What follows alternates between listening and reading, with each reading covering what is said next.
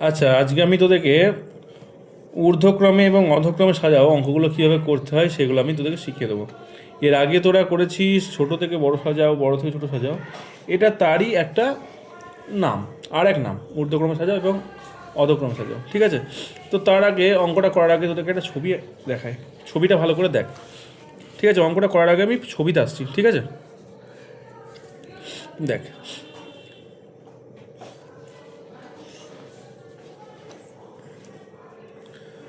আচ্ছা এইটা দেখতে দেখ, একটা সিঙ্গারার মতো লাগছে না? লাগছে তো? বেশ, এবার এটাকে আমি সিঁড়ি তৈরি করছি, ঠিক আছে? সিঁড়ি তৈরি করছি।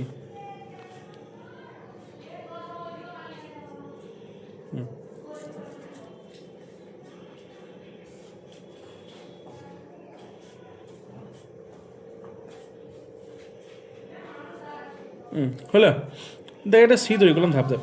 আচ্ছা, আমরা যখন ছোট ছিলাম তখন আমরা একটা জিনিস শিখেছি কি না, ছোটো থেকে তোর আমাদের প্রধান দিক কয়টি?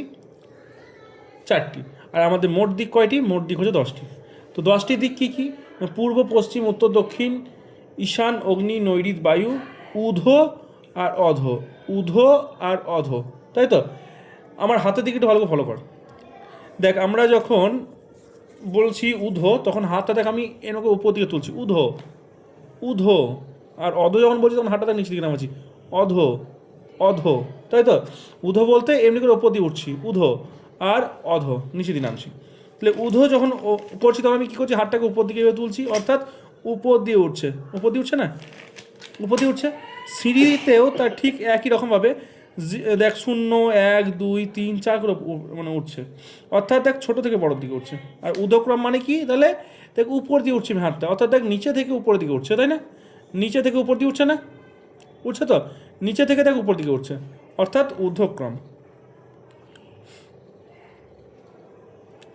ঊর্ধ্বক্রম, তাহলে ঊর্ধ্বক্রমে মানে কি? ছোট থেকে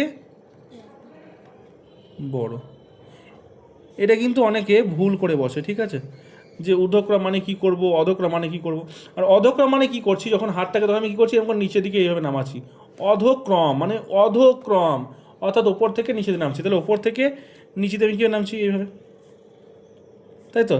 তাহলে আমি বড়তে আছি, ছোটোতে আসবো, অর্থাৎ ওপর থেকে নিচে নামবো। তাহলে এটা কি? অধক্রম। তার মানে কি?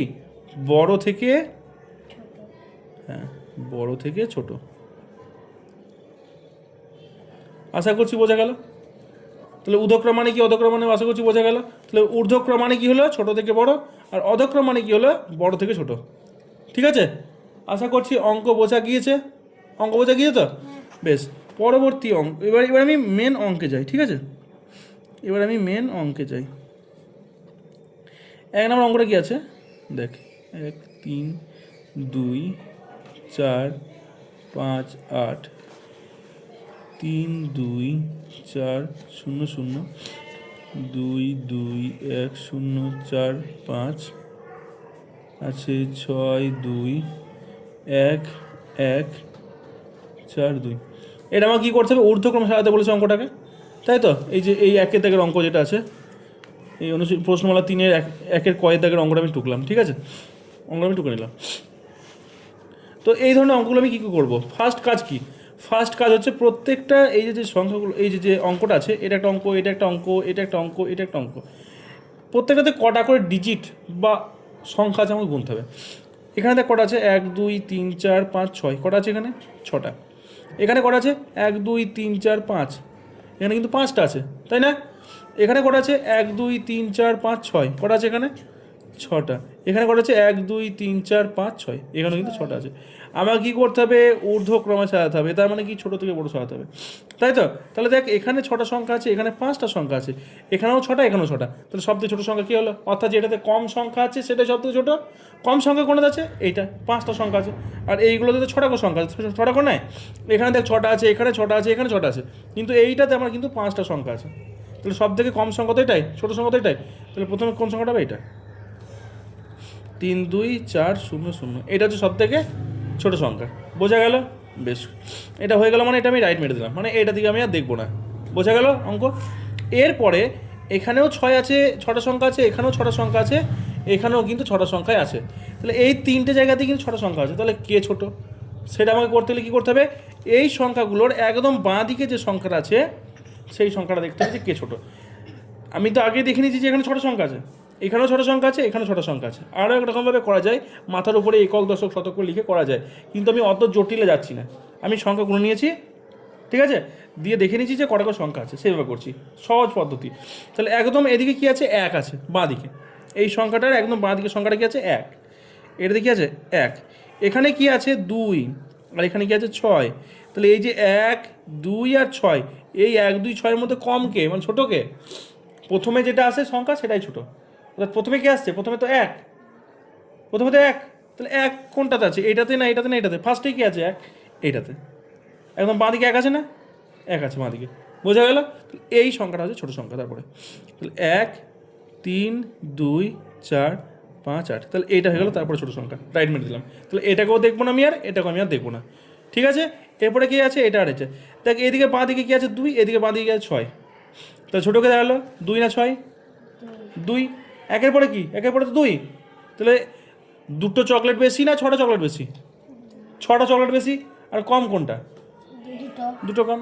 তো তাহলে ছোটোকে 2 ছোটো না 6 ছোটো, 2 ছোটো, যেটা কম সেটাই ছোটো। 2টো চকলেট কম নাকি 6টা চকলেট কম, 2টো চকলেট হচ্ছে কম, তাই তো। তাহলে কিন্তু এইটা কিন্তু এর পরের সংখ্যা হবে ছোটো, 2, 2, 1, 0, 4, 5 হলো। এর পরবর্তীতে আছে এটা, তাহলে এইটা আমি লিখে দেবো, 6, 2, 1, 1, 4, 2 হলো। এবার আমি এটা কিন্তু অঙ্কটা হয়ে গেল। তোরা এখানে লিখে দিতে পারিস যে মানের ঊর্ধ্বক্রমে সাজিয়ে পাই, এখানে তাহলে লিখে দিতে পারলি, লিখে দিলি মানের ওপরে লিখে দিতে পারিস মানের ঊর্ধ্বক্রমে সাজিয়ে পাই, ঠিক আছে। এটা গেল কয়ের দাগের। এরপর আছে খ, এরপরে ক্ষয়ের অঙ্কটা, ঠিক আছে। ক্ষয়ের অঙ্কটা কী আছে, 4, 4, 1, 7, 2, 8, 4, 1, 4, 2, 1, 3, তারপর কী আছে, 4, 4, 1, 3, 2, 8, তারপর কী আছে, 2, 4, 5, 8, 1, এটা আছে, তাই তো। আমার প্রথম কাজ কি, প্রত্যেকটা অঙ্কে দেখে নেবো যে আমি কটা করে সংখ্যা আছে, তাই তো। এখানে কটা সংখ্যা আছে, 1, 2, 3, 4, 5, 6, 6টা সংখ্যা আছে। এখানে কটা আছে, 1, 2, 3, 4, 5, 6, এখানে কটা আছে, 6টা। এখানে কটা আছে, 1, 2, 3, 4, 5, 6, 6টা। এখানে কটা আছে, 1, 2, 3, 4, 5, এখানে কিন্তু 5টা আছে।